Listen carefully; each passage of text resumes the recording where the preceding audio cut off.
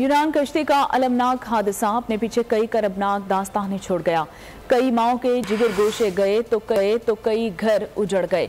कई बहनें अपने भाइयों को याद करके रो रही हैं। कश्मीर में बसने वाले ऐसे ही बदनसीब 4 भाई भी हैं जो सुनहरे ख्वाब सजाए यूनान के समंदर में खो गए तो अपने पीछे अपने प्यारों को रोता छोड़ गए। कश्मीर का जिला कोचली का कस्बा बंजली ऐसे ही बदनसीबों का कस्बा है जो अयूब और अरीबा को मालूम नहीं कि उनके भाई जिंदा भी हैं या नहीं।